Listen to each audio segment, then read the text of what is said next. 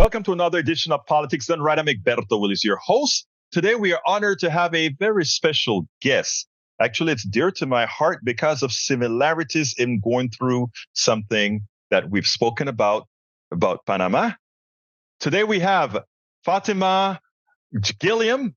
She's an author, lawyer, consultant, public speaker, and entrepreneur whose career combines expertise in the law, diversity, human capital, leadership, stakeholder engagement, and negotiations. That was a long one. She holds a law degree from Columbia Law, a master's in public policy from Harvard University's John F. Kennedy School of Government, and an undergraduate degree from Wesley always say that wrong, but it's Wellesley College. Anyway, welcome to Politics Done Right. Fatimah, how are you doing today? I'm doing well. Thank you so much for having me. I'm very excited to be here today. Well, before I get started, I just want to introduce that you are the author of a book that when I told a niece that I was interviewing you, she said, "Really? I love that. Race Rules, What Your Black Friend Won't Tell You." Before we get started into what I really want to talk to you about, tell me a little bit about that book and why you wrote that book. Well, I wrote that book. I started writing it 5 years ago. Excuse me, sorry. And I was watching the news one day, and it was another story of a Karen going viral for calling the police for no reason. And as I was listening to that story, I started thinking about my lived experiences, not just as a diversity consultant, but as a Black woman, especially a Black woman that sometimes people don't realize is Black and therefore say all kinds of ridiculous things around me. And as I was watching that news story, I started thinking, white people need a manual. And I'll write that manual. And so Race Rules, Which Your Black Friend Won't Tell You, is a guide for a predominantly white audience to help them minimize the outward expression of their prejudicial beliefs so that we, people of color, can endure less toxicity and racism from them.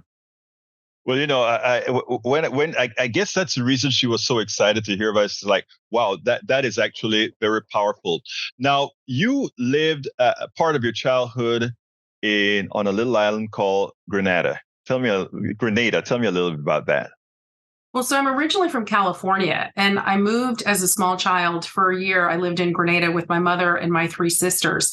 My mother was a documentarian, and she produced documentaries that you would hear on NPR and Pacifica Radio.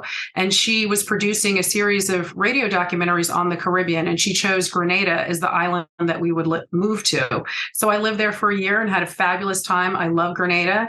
And then they had a coup, and the prime minister was assassinated. And then, being Americans, after the U.S. military invaded the island, we were evacuated by the military. As a child, what did you think was happening? Because you were pretty young when that occurred. So before we go into the technicalities of what U.S. policy does, tell me a little bit about what you thought about that event when it was happening. Well, it was interesting. I was physically there when Maurice Bishop, the prime minister, was freed from house arrest. So there had been a coup, and then he was placed under house arrest by the military. And the day that he was freed from, being under house arrest, which was October 19th, 1983, there was a big demonstration and thousands of people went. And so my sisters and I were on our way to school, but there were all of these people going to this demonstration. And so we joined in. And so we went to his house where people were protesting, saying, "Free our leader, free our leader." And, the military shot. Yeah, I don't know if they were bullets or blanks, but eventually he was freed, and we were, there for when it happened. But then he was assassinated. I think, as it turns out, it wasn't immediate. I think they took him to the headquarters, and then certain things happened, right? He was, freed from house arrest. He was supposed to go to the, down in the marketplace, and he was supposed to give a speech to the people, because even though he was under house arrest, he still had a lot of support from the people, because he had been the prime minister for 4 years. Prior to that, they had more of a dictator. And he brought economic prosperity, literacy, healthcare, those kinds of things. So he was popular. So he was supposed to go to the marketplace to give a talk when he was freed, but instead he was taken to the fort. And at the fort, he was assassinated along with, 7 other people that were in his cabinet. Yeah, they called it an execution where a few ministers got killed. Now, let's go into the why. When he came into power how? He himself, took power through force. I don't remember all the detail. I mean, I was Mhm. like, that was I before know I you're a even knew kid him. then, yeah. I mean, like an infant. I don't know when he might have taken power, but no, because he took power, I guess, in 1979. But sorry, something's in my throat. But so he overthrew the previous political power and then took and had a revolution. And he was also aligned with Cuba and Castro, and his political ideology was definitely towards socialism. And so he seized power and then implemented and instituted his own government. What is interesting is that I think is always the cusp of the problem. Whoever you sit with, it's the same thing that occurred with Hugo Chavez. It's the same thing that occurred with Manuel Antonio Noriega and these others. Uh, Many of the countries like America or other Western countries, they generally have a problem if you are allied with anyone else or anybody that has that big S in there. But as you said, during the time of Maurice Bishop, there's a lot going on in the country. There's a lot of economic activity that came to fruition. You want to talk a little bit about some of what you saw there, what your mother saw as she was documenting that little island? Well, I can't say so much that I saw like as a little kid that was going to school, but what I do know that happened, like as an adult, understanding what happened, is he expanded literacy. He gave free access to healthcare and dental care. He advocated equal pay for women. He implemented paid maternity leave for women. So he was implementing a lot of social policies to bring the government and the people of Grenada towards improved economic prosperity. I mean, it's a small Caribbean island, very impoverished, and he was trying to tackle that, including building an airport, Tell which us a little bit about that. That was actually one of the main things that the United States also used to get involved when they said, look at who he has building the airport. So why don't you tell us a little bit about that? So in terms of the airport, I mean, was Maurice Bishop and the Grenadian government accepting help from the Cuban government to build the airport? Yes, they were. They had workers, construction workers that came to help them build the airport. However, they needed a new airport. I mean, the airport that they had before was just a really dinky short runway that couldn't land more than, small little prop planes. They didn't have a long enough runway to expand tourism and to have big, traditional airplanes come and land. And so they wanted to position themselves to be a place to increase tourism, because that's how a lot of Caribbean countries, expand and grow and expand their GDP. But to do that, he wanted to meet the standards of what was required and have a long enough runway that's legally required for large, planes to land. And so that's what he was working on. Now, the US government said that this was going to be some military base. And, I think that's somewhat dubious. I mean, yes, did he have ties with Castro and Cuba? Yes, he did. But the people of Grenada also really loved the United States, and they were very good to Americans, and they were very good to us, and there were American medical students living there and thriving there. So I think it was, taking the help that the country could get, because the United States wasn't helping them, and being able to position themselves to grow over time. That is an interesting thing. So often the United States forget about what's going on in its own backyard in the Western Hemisphere and the Caribbean.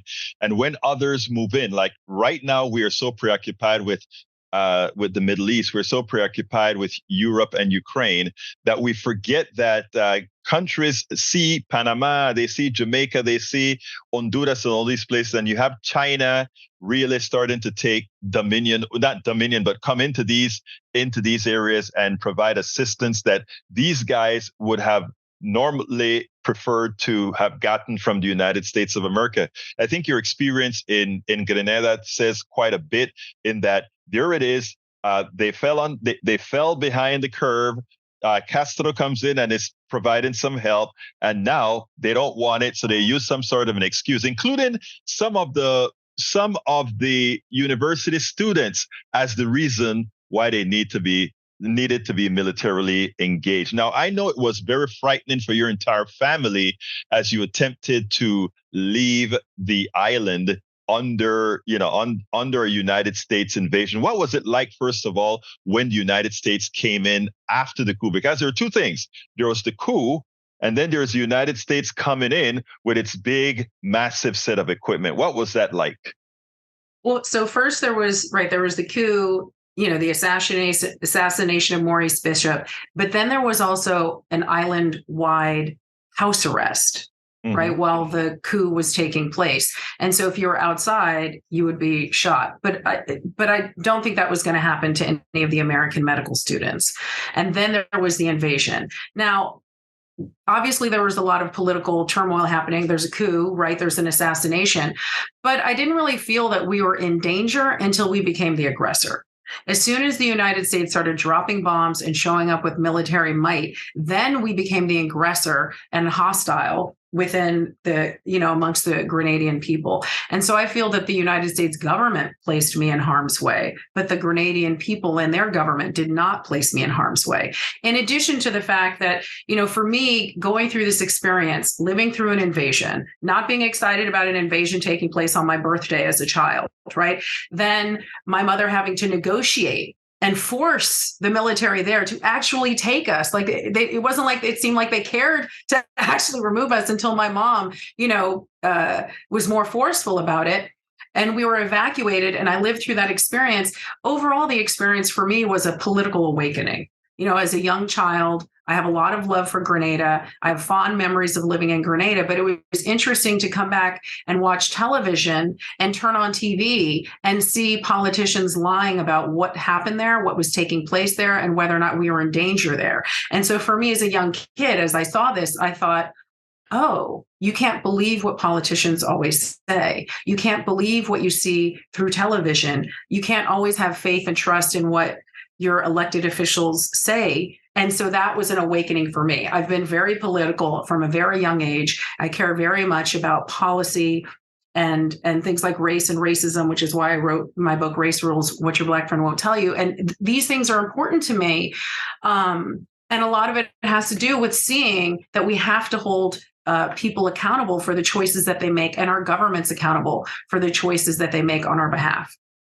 One of the reasons I want you on with this story is because we're hearing a lot of stories about what's actually going on in Israel versus Hamas versus Palestine, in Gaza. Likewise, what's occurring in Ukraine and Russia. We never really know the real truth of what's going on. Right now, we have a blackout in Gaza where all the internet is down, which means we don't have a clue who's telling the truth of what's happening. But what we know is that from satellite photos, we have a decimated Gaza. This experience is the same type of experience that you had in Granada, is what we had in Panama when Panama was invaded in 1989, 6 years subsequent to what you saw. And as opposed to just a few Grenadans getting killed, according to the UN, I think it was about 4,000 or so Panamanians were killed to get Manuel. But in reality, what was actually is we lost about 10,000 Panamanians back in those days. So, your experience, the lies that you saw on TV, the lies that we're hearing out of Israel, Gaza, and Hamas,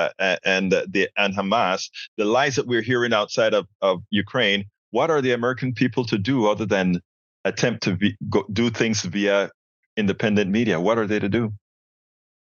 Well, I'm somebody that consumes a lot of media, and I try to diversify where I'm hearing my news to try to get a more balanced understanding of what's happening. So I'm not just going to turn on the news and see what NBC has to say. I'm also going to listen to see what Democracy Now! Has to say, and the BBC. Right. And France 24, and a whole broad range of non-American news outlets as well, so that I can also understand the perspective of how the United States is being perceived. But generally, there's the news issue, but in terms of, what's happening globally, I've never been a proponent of excessive militarization of the United States and for us to show up with our might everywhere that we go.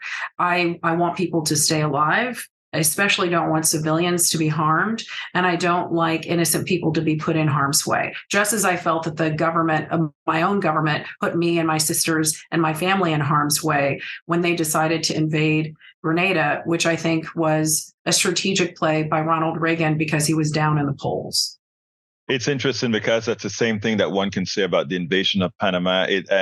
So many people dead. Why one would have to bomb Panama? Why one would have to bomb Grenada?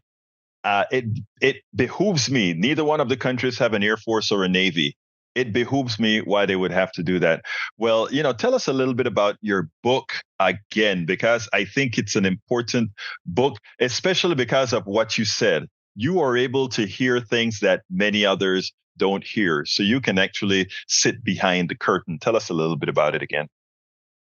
So my book, Race Rules, What Your Black Friend Won't Tell You, is different from other books out there on race.